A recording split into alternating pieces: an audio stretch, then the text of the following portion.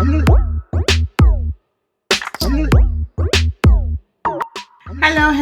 everyone. It's your girl Karaleise. How are you guys doing? Today we have another video for you. This one is about how to make your sprint planning more effective. Agile Scrum process that work, right? So there are ways and means of doing Agile, and it's definitely not a framework that ties you down to any particular process. But there's some things that I've noticed in the places I've worked that work. And there's some other things that don't work. So in this video, I'm going to talk to you about how to make your sprint planning more effective and share with you some best practices that I have seen that really work that you can try in your organization as well.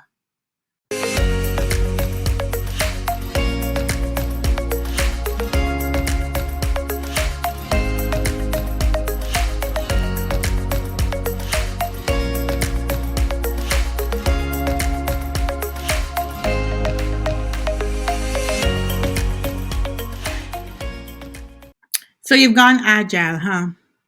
But are you really agile? Are you really agile? Think about that for a minute. Are your sprint planning effective? Are you really doing the things that's an agile way, or are you kind of doing a hybrid that's like a wagile and some other combination of things, right?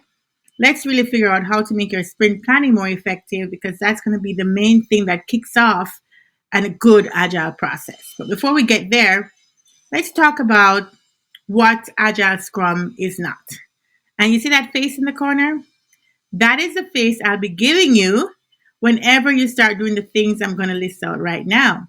So in order to make your sprint planning more effective, you really need to not be doing these things, right? These are things you should stop doing. And these are misconceptions people have about Agile Scrum that are unfortunate, really. So people think that Agile Scrum is replacing many meetings that they're having right now with a super long sprint planning meeting. And this is the reason why their sprint planning is not effective, because they're thinking that this sprint planning is just going to be one meeting, which will be the mother of all meetings, to replace the other meetings that they were normally having. And that is simply not true. That's not necessarily what Agile Scrum is. If this is your thinking, I'm going to give you that face, which means stop. That's not true. Don't do that, right?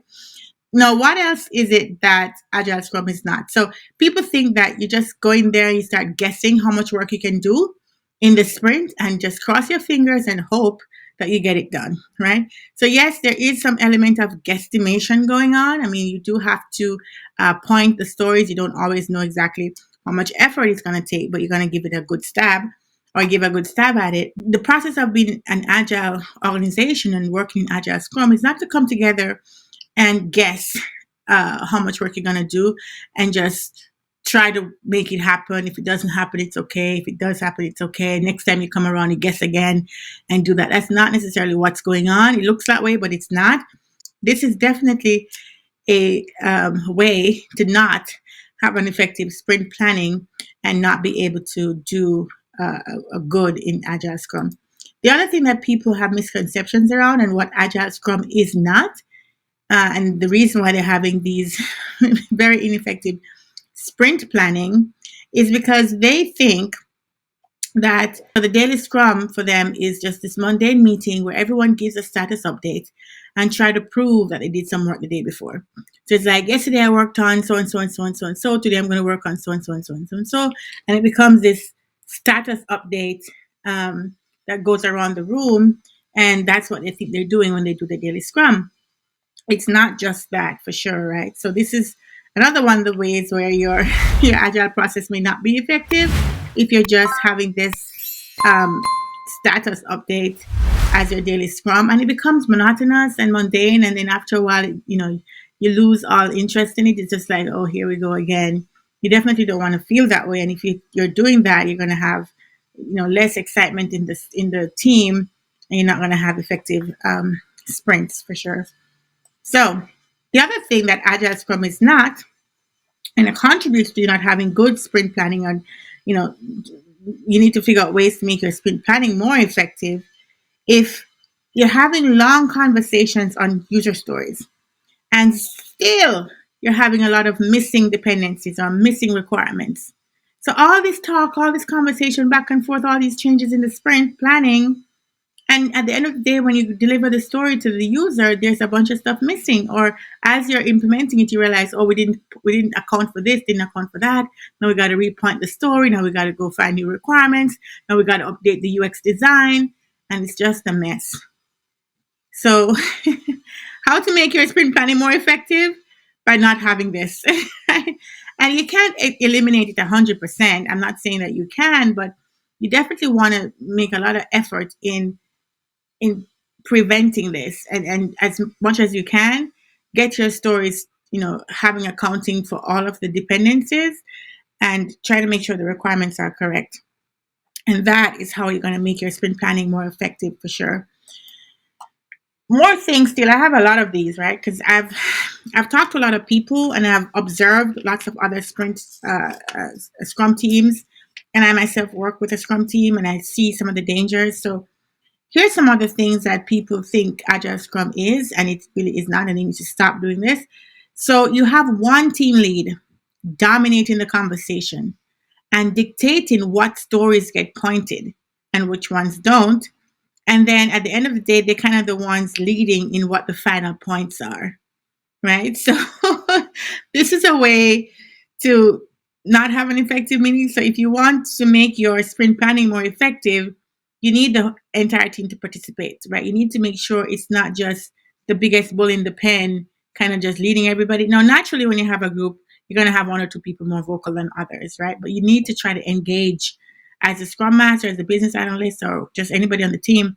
Try to engage everybody so that you can have more effective sprint planning meetings. Now, what Agile Scrum is not, and what you should stop doing, and what you shouldn't think it is, when people transition to Agile, I've seen this happen so many times. You may have one or two executives who've really bought into it. They've heard about Agile from their, in their executive meetings from other companies, because sometimes they're sitting on different boards, and they're hearing about this new thing called Agile. It's going to be so fast. They're going to deliver more. It's just a better way. Everybody's doing it. And so the executives come in and they say, we're going to go Agile. We're going Agile. And they really have not a good understanding as how to implement it. And sometimes they recognize this and they go and they hire consultants to help to transition the company, especially if it's a big company. But sometimes in mid-size or smaller companies, they don't really hire a consultant. They just say, we're going to go Agile. And we got to start being Agile, and we're going to self-organize, and you're going to figure it out. And they just come up with some high-level strategic vision, and they're done, hands off. So the poor team is struggling to make this vision be realized, and it's just chaos. So how to make your sprint planning more effective? Definitely don't want to have a big gap between the strategy and the execution point, right? And even though you need to self-organize, you don't want to be dictated to, you don't want top management to tell you everything, you can end up feeling like you have absolutely no guidance at all, and that the executives are just not doing anything. So you almost wonder, what are they there for, right? They've given you this big task to transform yourself into Agile, and they haven't given you any guidance as to how to do that. And so you stumble about in the dark for a long time, and you end up having a bad impression of Agile, because it's like, I don't know how this works. At least with Waterfall, you had a structure and you could follow something. Something starts and something ends, and then something else starts. But with Agile, everything's at the same time, and you're like, oh my God. So you go into a sprint planning because you're told to do a sprint planning, and you get in there, you have no idea what you're doing, and it's a disaster. So how to make your sprint planning more effective? Hopefully you don't have a situation like this where your top management just hands over something and doesn't give you any guidance at all as to how to get it done.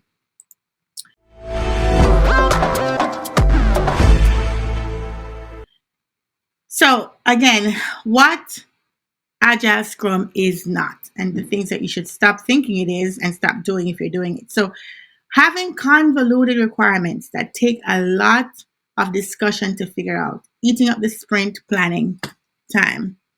So the best way to not have an effective sprint planning is to have requirements or user stories with acceptance criteria that's very, very hard to understand, where you got to talk and go back and forth and back and forth and back and forth and then rewrite it in the sprint planning and change things. And this is, I'm going to say it in two ways. One, you do want to have dialogue, and that's the purpose of having a discussion. This is the purpose of Agile Scrum, where you talk more about the story. So you walk away, all of us knowing exactly what to build.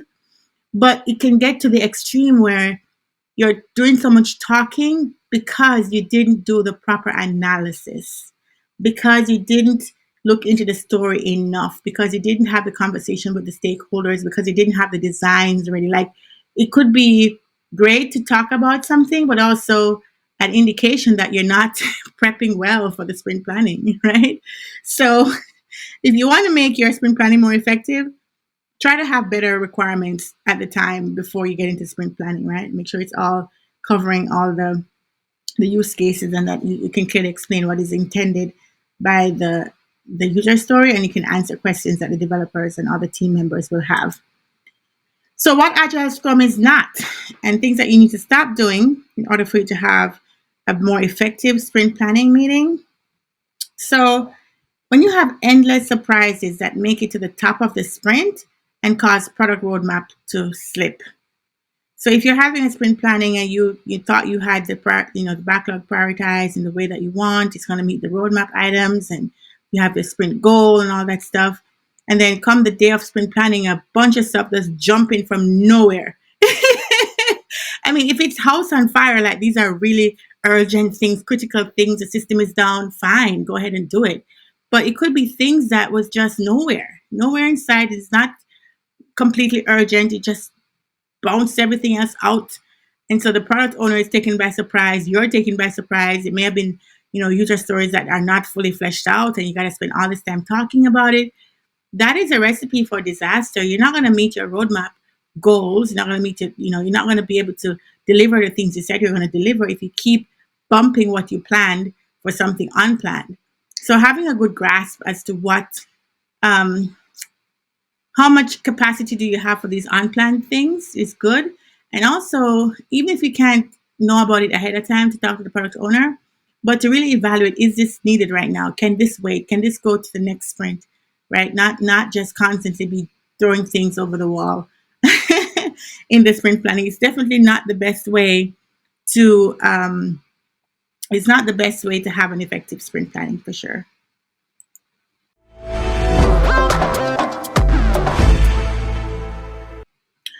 All right, so those are the things that I've just noticed that cause you to not have an effective sprint planning. And I want you to do that. I want you to have sprint planning meetings that you walk out of there feeling, wow, we're going to accomplish a lot this sprint because we planned it so well. We have all these things lined up. All of the story points look accurate to us. And, the requirements were there. We had great discussions, That's how you want to feel when you have an effective sprint planning. And if you're having all of the things I just mentioned, it's a good indication that you're not being as effective as you can be. So there is a better way.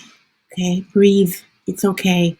Everybody's going through this pain. We all go through it when we have a new Scrum team. It happens to everybody, but you're going to get better.